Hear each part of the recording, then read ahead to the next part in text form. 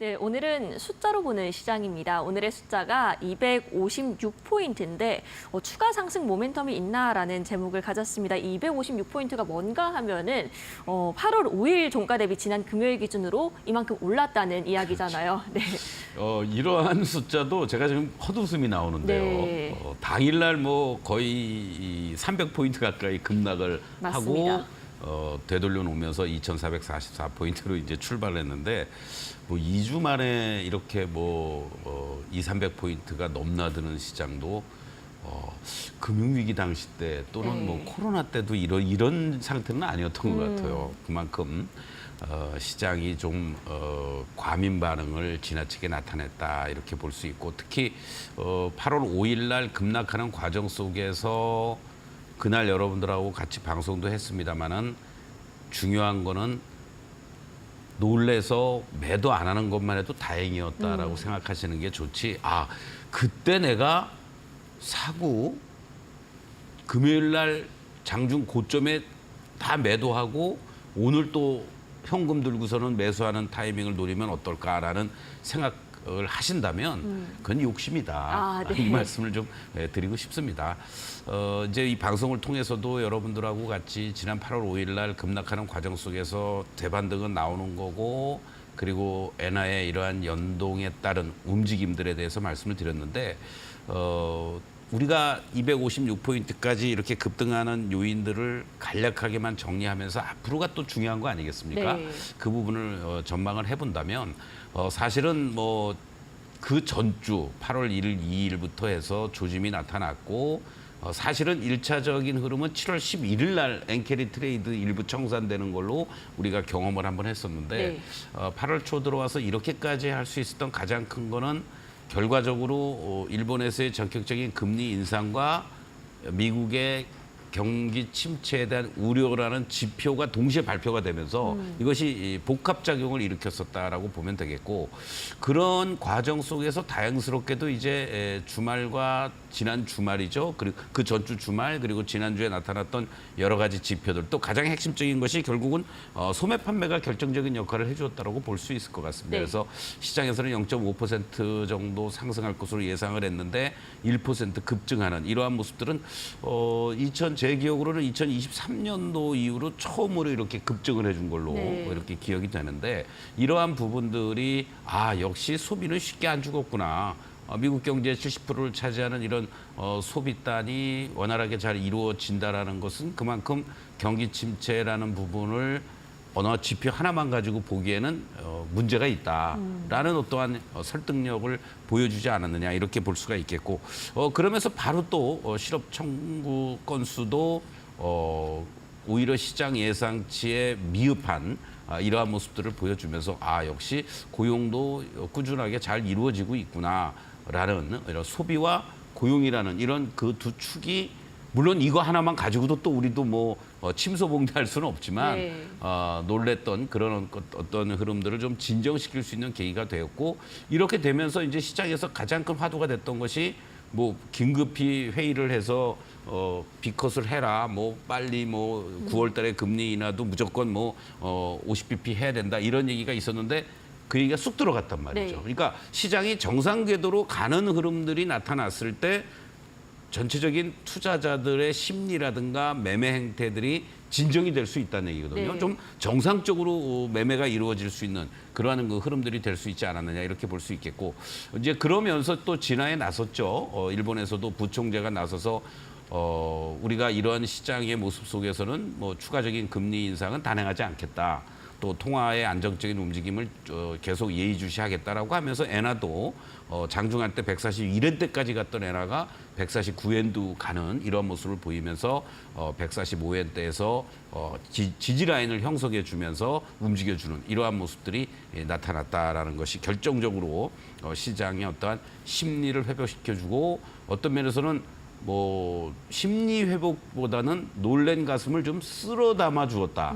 이렇게 이제 볼 수가 있겠죠. 그러다 보니까 자연스럽게 시장의 핵심 축이었던 단기적으로 뭐 장중에 10%까지도 급락했던 삼성전자를 중심으로 해서 SK하이닉스라든가 이런 반도체 관련주들 그리고 또 실적단이 계속해서 좋아질 것으로 예상이 되고 있는 뭐 전력설비 쪽이라든가 뭐 다른 여타 섹터 자동차 쪽들도 그렇고요. 올라오는 모습들이었고 특히 이 AI 반도체와 관련된 투자와 관련돼서 재정 지출을 더욱 확대하겠다라는 그런 빅테크 CEO들의 그런 어떠한 발표라든가 또는 뭐 인터뷰라든가 또는 실적 가이던스 속에서의 내용들이 엔비디아가 결정적으로 20% 가까이 급등하게 만드는 네. 이러한 요인들을 작용을 해주면서 우리 시장도 이렇게 급격하게 올라올 수 있었다.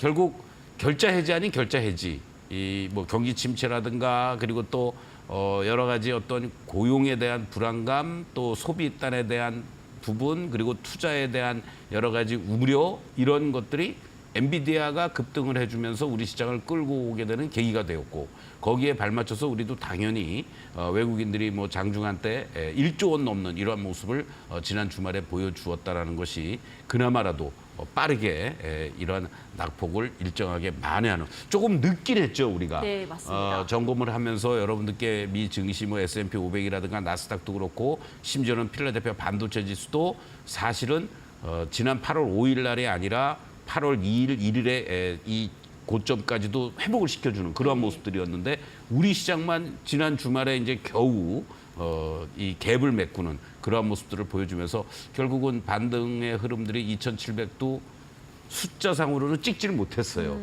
그런 과정들이 잘 그래도 나타났다 이렇게 말씀을 드리겠습니다.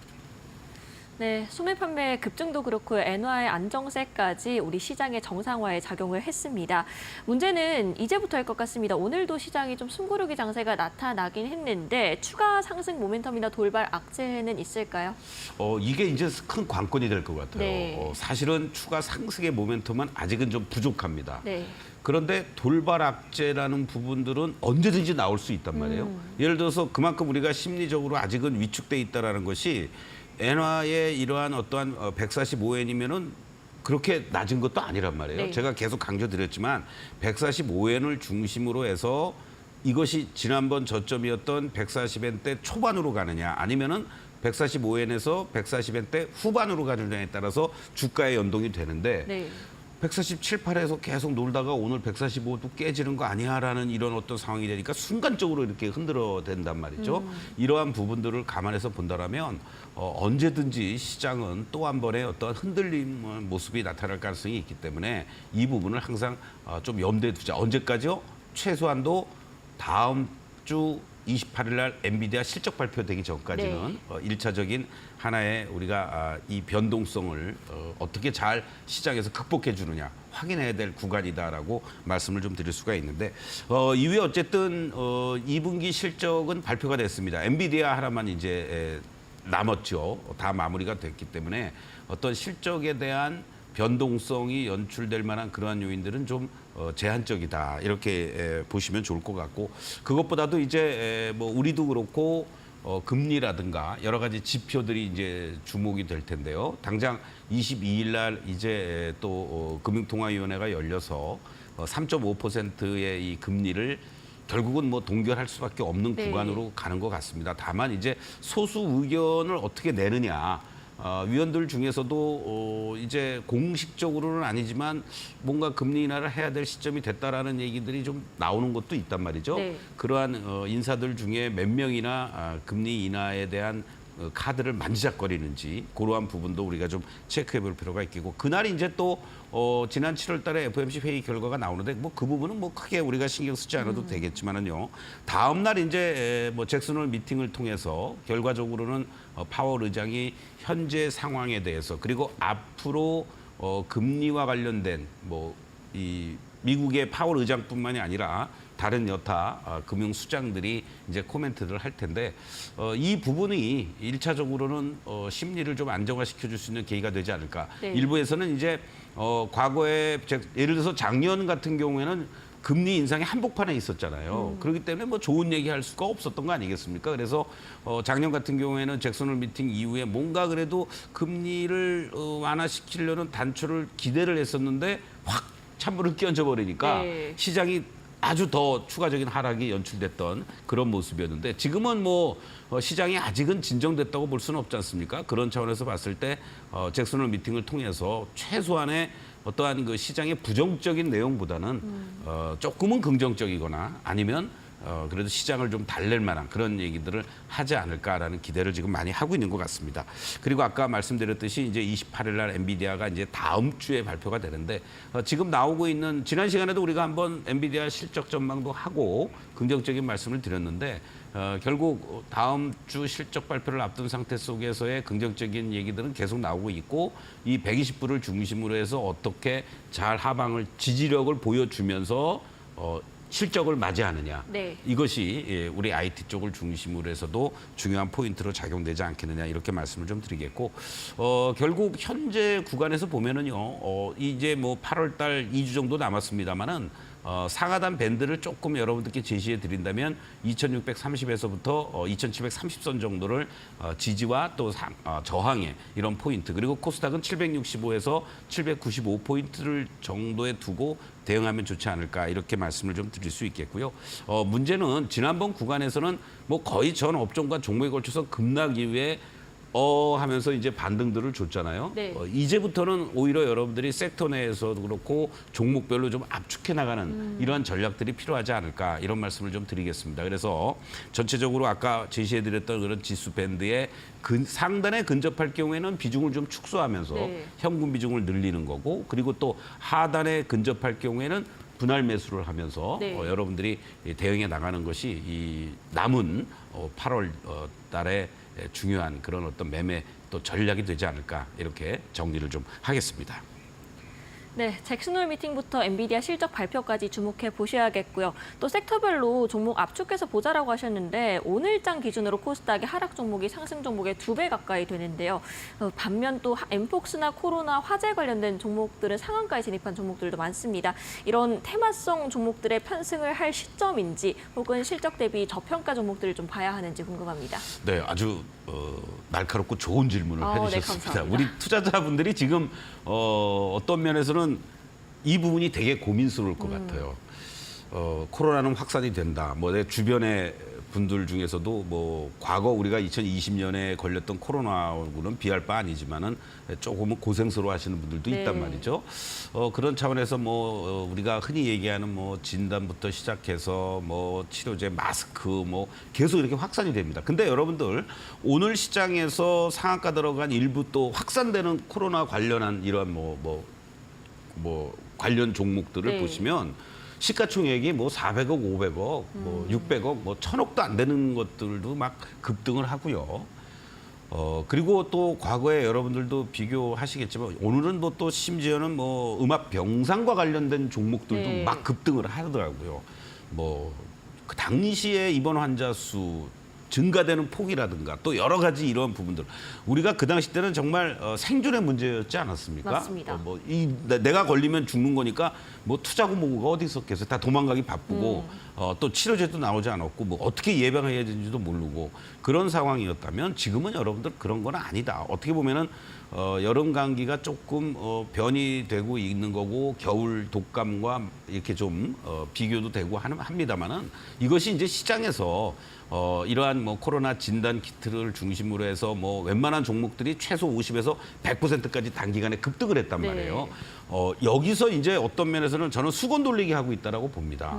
그냥 어느 순간에 딱 멈춰주는 순간에 그냥 다 와르르 무너질 수 있는 시점도 다가오고 있거든요. 그래서 대응이 가능하신 분들은 트레이딩 관점에서 가능하지만 그렇지 않으신 분들은 좀 자제해 주면 좋겠고 그리고 또 한 번에 우리가 경험을 했습니다마는 지난 8월 5일 날 300포인트 급락하는 이러한 과정들 속에서 삼성전자 마이너스 10%뭐 다른 것들은 더 말할 것도 없지 네, 않겠어요? 맞습니다.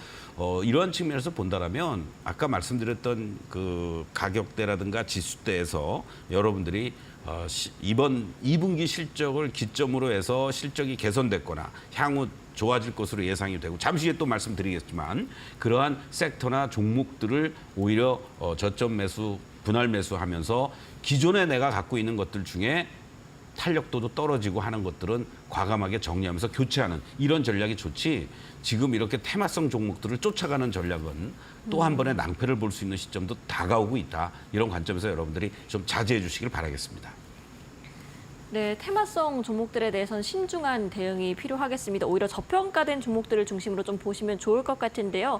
일단 뭐 지지난주 목요일이죠. 8월 8일에 저희가 반도체 네 종목들 지지와 저항을 좀 설정을 해주셨습니다. 대부분 이 1차 저항대를 돌파했거나 좀 코앞에 두고 있는 상황인데요. 2차 저항선 좀 새롭게 수정해 주실 수 있을까요? 그렇죠. 당연히 이제 그 부분을 해드려야 되는데 뭐 이것이 절대적인 건 않지만 네. 그래도 말씀드렸던 가격대에 넘어섰거나 근접했거나 이러한 모습들이 1차적으로 다 나왔어요. 네. 그렇기 때문에 이렇게 되면 어떻게 되겠습니까? 당연히 1차 지지 라인들도 조금 더 높일 수 있고요. 또 1차 저항이 아니라 이제 2차 목표대들을 여러분들에게 설정해 드릴 수 있지 않을까 이런 말씀을 드리는데 삼성전자를 한번 먼저 보도록 하겠습니다. 삼성전자는 이제 7만 1,000원에서 오히려 이제 7만 3,000원대로 여러분들께 이제 하단부를 올려드리도록 하겠고요.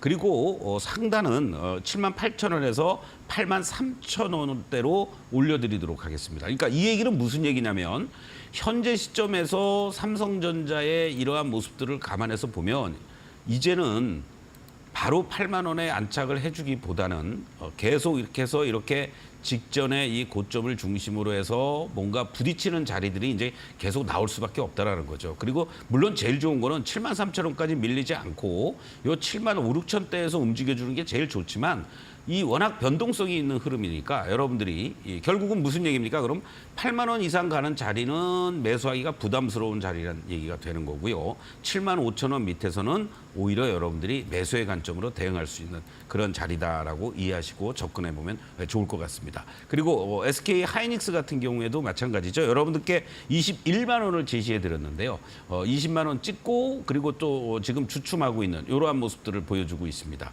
그렇다면은 하이닉스 같은 경우에도 이제 이 15만 원이 하단이 아니고 하이닉스의 하단도 이제 17만 원대로 올려드리는 거죠. 17만 원대로 올려드리고 여기서 이제 20만 원을 다시 안착해주고 돌파해 주느냐 거기에 따라서 22만 원대를 중심으로 해서 여러분들이 하이닉스 같은 경우에는 상단을 조금 더 열어두면서 추세를 잡고 올라가기보다는 고점 매도 저점 매수를 할 수밖에 없는 이런 어떤 변동성 구간이 계속해서 펼쳐질 수 있겠구나라고 이해를 하시면 좋을 것 같습니다. 네. 그리고 바로 또 한미반도체 같은 경우도요. 지난 시간에 여러분들께 말씀드렸듯이 10만 원을 하단부를 하면서 13만 원을 1차 저항으로 뒀는데 13만 원을 살짝 못 가고 여기서 주춤거리고 있습니다. 그러니까 10만 원이 이제는 하단이 아니라 하단은 11만 원 정도로 높여드리고 그리고 위쪽으로는 바로 요 15만 원 선의 박스를 형성해 주었던 상단의 자리 이러한 자리들이 그 다음 자리로 넘어갈 수 있으니까 그렇다면은 오히려 12만 원 초반이라든가 그 이하 자리에서는 이제 거꾸로 여러분들이 신규 매수라든가 분할 매수할 수 있는 자리들이 대응이 가능한 거고요. 그리고 위쪽으로는 13만 원을 넘어가면서 14만 원, 15만 원 근처 간다라면은 거기서 또 매도하고 하는 이런 어떠한 박스권의 대응 전략들이 당분간은 필요하지 않겠느냐 네. 이런 말씀을 좀 드릴 수가 있습니다. 그나마 오늘 이번 반등 구간에서 또 아주 강하게 올라왔던 종목 중에 한 종목이 이스페타시스죠. 이스페타시스 같은 경우는 이제 지지라인을 오히려 이제 3만 5천 원으로 올려드리고요. 바로 여기서 1차 저항대로 제시해드렸던 자리들이 4만 2천 원이었는데 그 자리를 훌쩍 넘어갔습니다. 그러면은 이 자리에서 다시 한번 우리가 추가적으로 대응할 수 있는 자리들은 4만 8천 원 라인이 해당이 된다. 이러한 관점으로 여러분들이 접근을 해주시면서 이제 4만 8천 원 근처에 오면은 일부 정리하고 밑에서 다시 공략하는 자리 그리고 4만 3천 원 이하 자리를 중심으로 해서는 오히려 또 여러분들이 신규 진입할 수 있는 그러한 흐름을 가격의 어떤 그 상단과 하단을 조금씩 높여놓고 대응해 나간다면 현재 시장이 추세를 잡기에는 시간이 필요한 구간이니까 이러한 변동성 구간을 이용해서 단기적인 대응 전략도 병행하는 게 좋겠다 이렇게 말씀을 드리겠습니다.